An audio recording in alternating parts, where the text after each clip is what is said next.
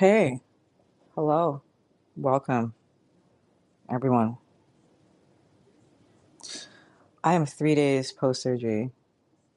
My body still has iodine in it from Thursday. They mapped my veins and they saw the compression that I've been carrying for over 40 years. They saw the roots, I actually saw them too, that my body built when the original path was crushed. How did I see them, you ask?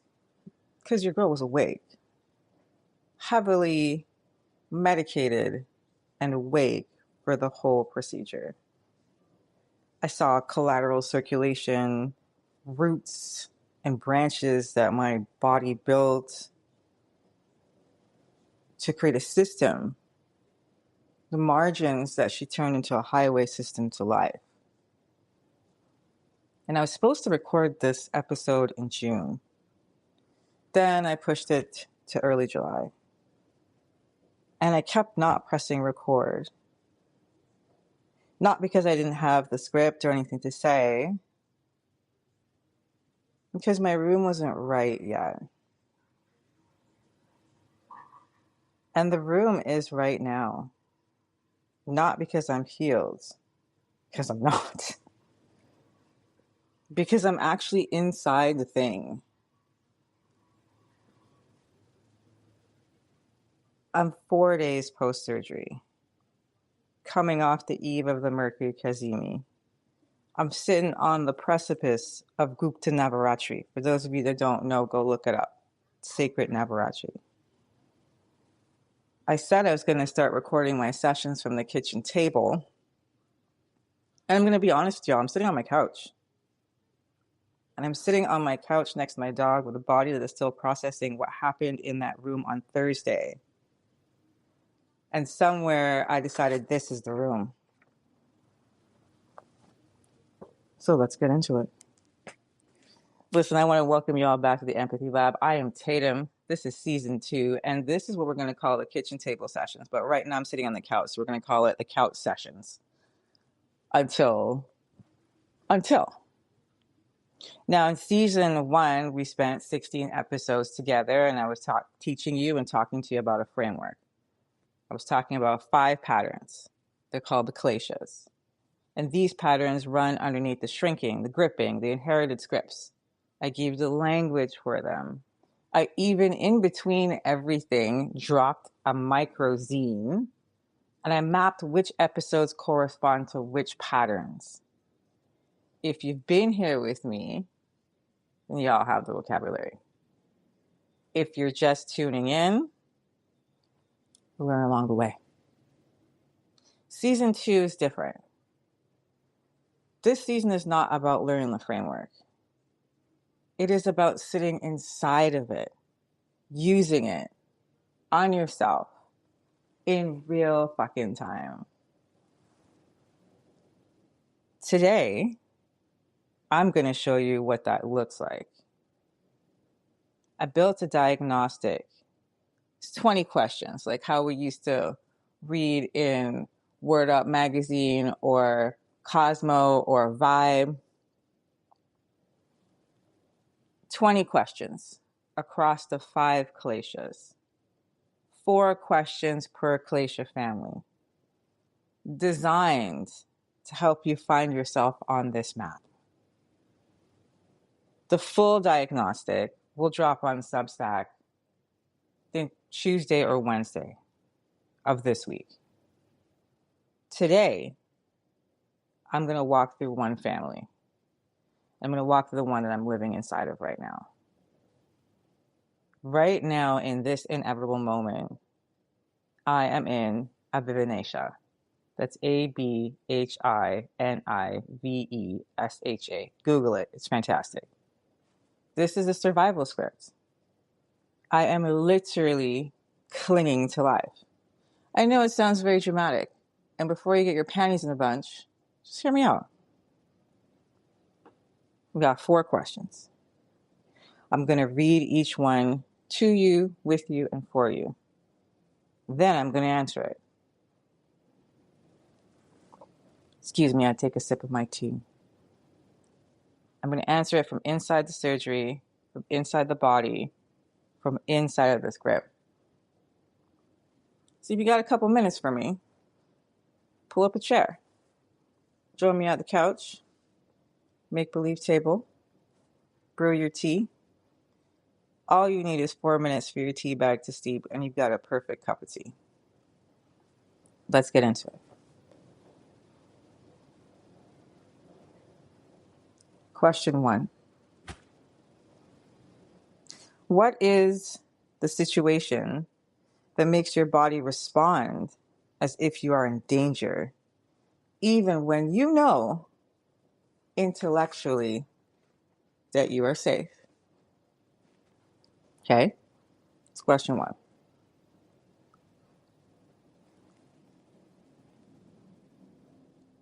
Thursday morning, I walked into the hospital.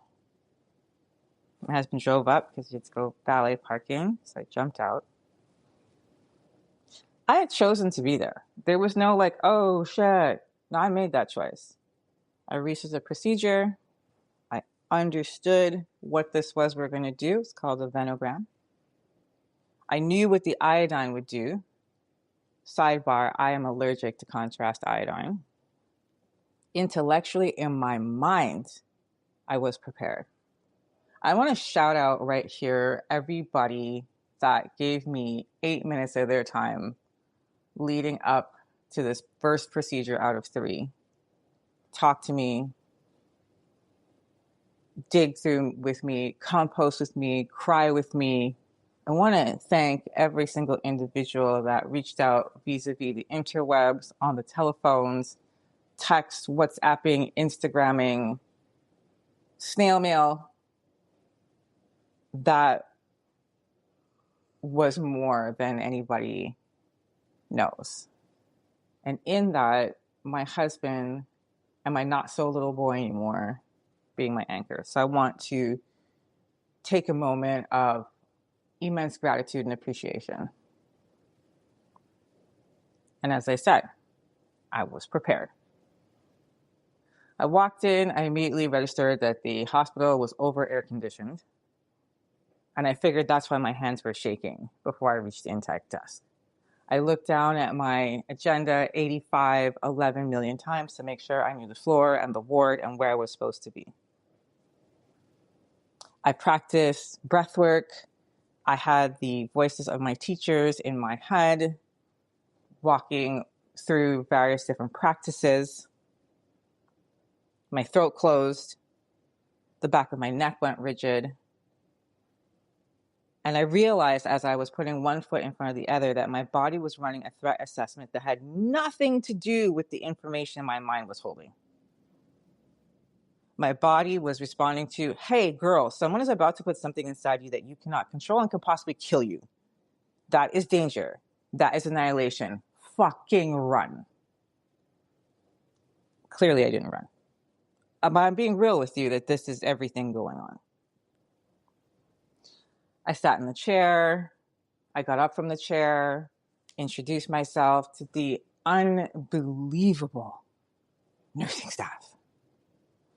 They got me settled. They gave me the funky gown. Take off all your things. Here is your cot bed that I was like, I am 5'10". This is very short.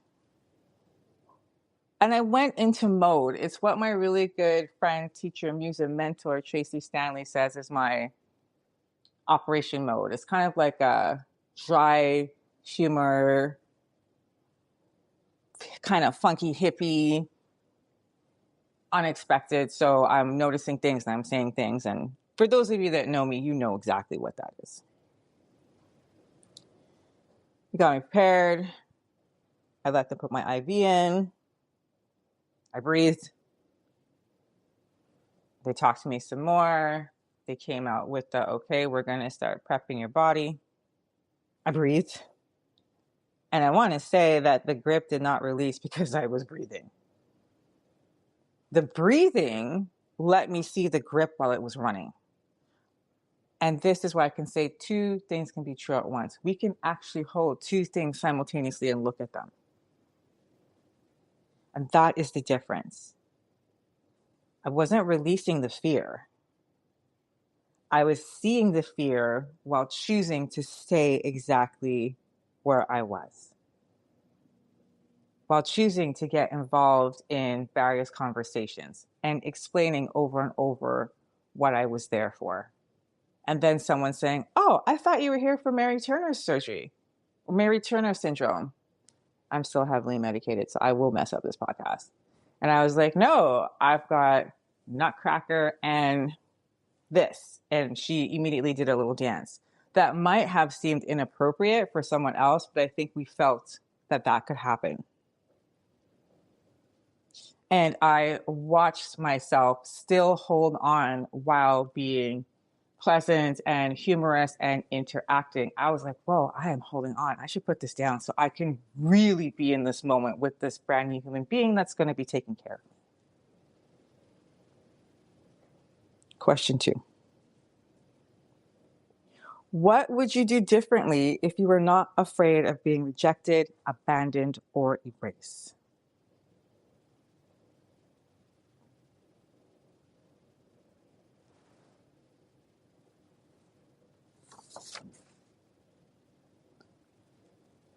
Keeping it 100, if I were not afraid of being erased, I would have pressed record in June. I would have published my novel that is complete without sitting on it. Shout out to those that are reading it right now. I would have named this Nutcracker left renal vein entrapment publicly a year ago instead of holding it privately while writing to y'all about holding and managing and processing for other people.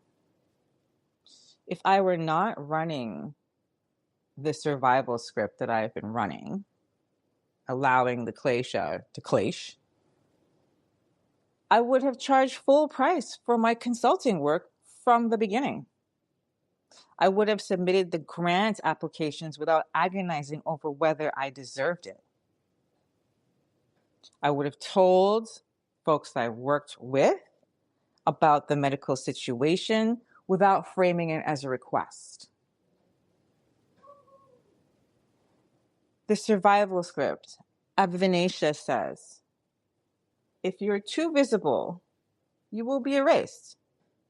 If you take up too much space, you will be abandoned. If you name the full version of what's happening, you will be rejected. That script was written by people who love me unconditionally. And they wrote those scripts in rooms where those consequences were real. The script isn't wrong about the past. It is wrong about the room I'm standing in right now.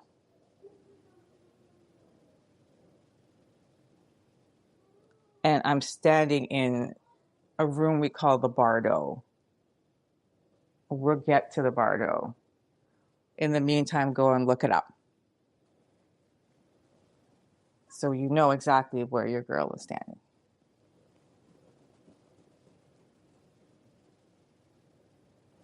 Question 3.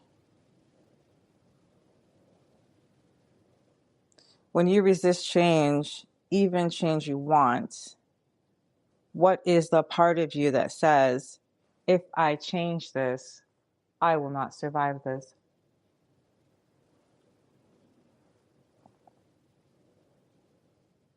And this is a real kicker, because as I work through it, it surfaces the identity as survival construction.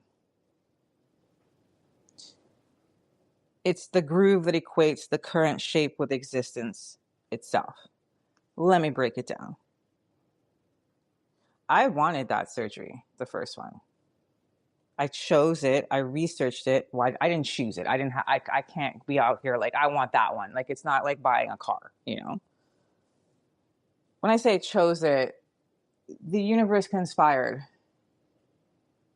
After much advocating, researching, stepping in a direction, navigating a very frustrating Quebec medical system for over a year to get to that table, I said I wanted the surgery. So I want life. I want to run around after my son, get old with my husband. And the night before, this is Wednesday night, not trying to do the laundry, because I was not trying to do that, something in me said, what if the body you know how to live in, the one that manages a 7.5 to 9.5 pain scale on a daily, the one that built the collateral veins, the one that figured out how to function inside of the compression, what if that is the only body you know how to be? Stop me in my motherfucking tracks. And it almost broke my medulla. What if the version on the other side of this surgery requires a version of you that hasn't been fully built yet, Selena? What the fuck, Tatum? Selena Tatum Isles. What the fuck? Honestly, and I wrote about it in my journal. Those of you that see me walking around, you see me walking around with no less than 3 notebooks. My agenda, a black book, that's my journal, and another book, and probably my Kindle. So I'm always writing. Now that question, what if the version on the other side of the surgery requires a version of you that has not been built yet? That is Abhinivesha at its most precise. Not the fear of the surgery, the fear of who am I after this? It's fucked up. I've been gripping with this so long. Who am I going to be if I don't have it anymore? This thing that I have to manage every day. But if I don't have it, who am I going to be?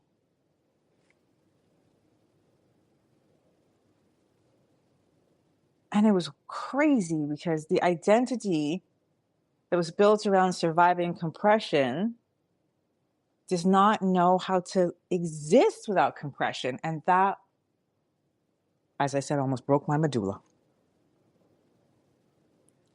The survival scripts that I've been running start to equate suffering with the self. Like, the only way you can exist is if you suffer in silence.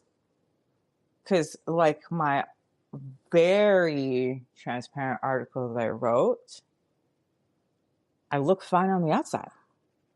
I'm quick with the next joke, the dry remark, the micro TED Talk.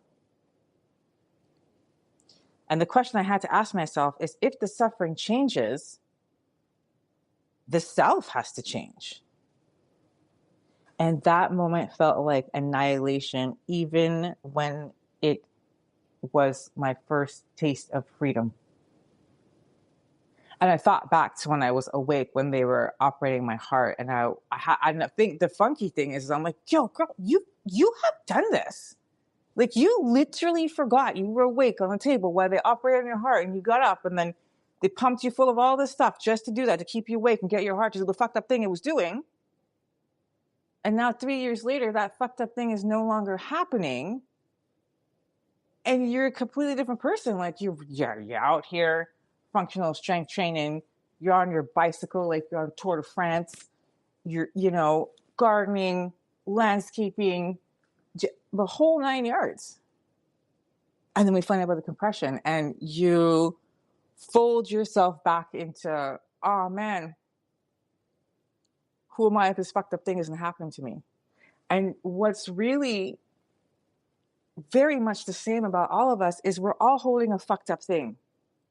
It doesn't necessarily have to be medical, or it could be as tiny as, who am I without being that friend that will just pop off at any moment in time, right? And in that question, who am I if, or just who am I, that first inhale of freedom, that first taste of freedom, we see it as annihilation. And you're like, ah, no. Question 4. What would it feel like to trust that you could lose everything you are holding on to and still be here?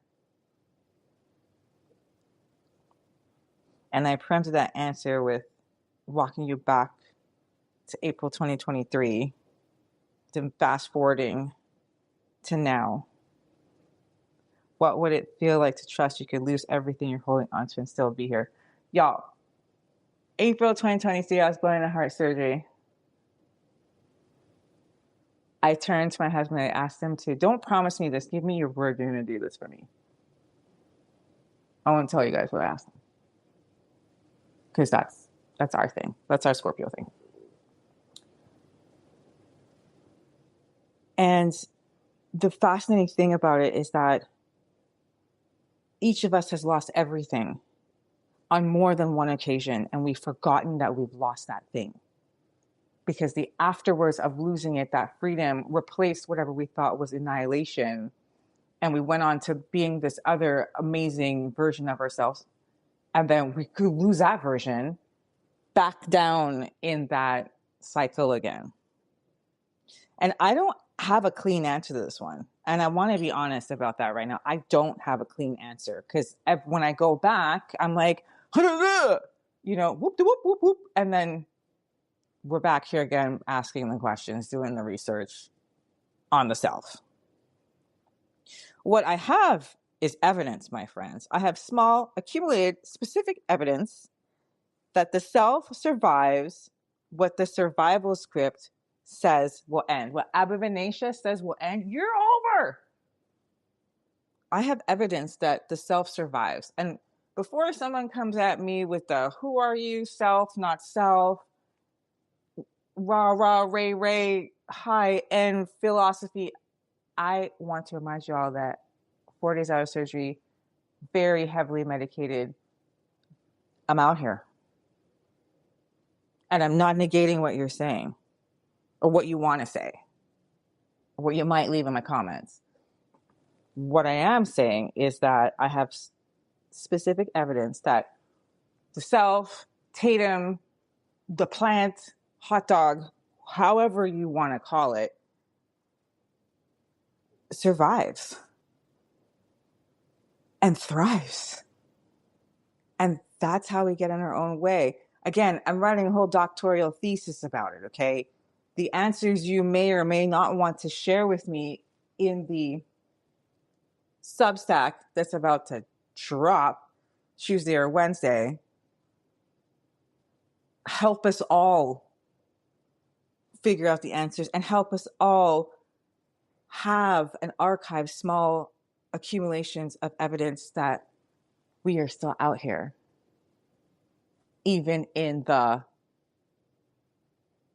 I wrote about my necklace disappearing and I was still here. The legal battle that I had been in, or legal challenge battle, whatever, whoop-de-whoop you want to call it, ended. And I was still here. The power went in and out all winter on one particular occasion for 28 flipping hours. And I was still here. The first surgery of 3 happened on Thursday last, and I am still here, sitting on my couch, recording this episode, in pain, medicated, raw, whoop-de-whoop, still here. Whoop-de-whoop is now like my favorite thing. I'll tell you all, go on my Instagram, you'll figure out why. If I send it to you, you know why. The body keeps building even when the path is crushed. I keep saying that. It's probably the closest I can get to an answer right now. Not trust that I would survive losing everything. Evidence that the body does not wait for trust. She builds, she finds the margins, she roots the blood. Maybe trust is not a prerequisite. Maybe the evidence is.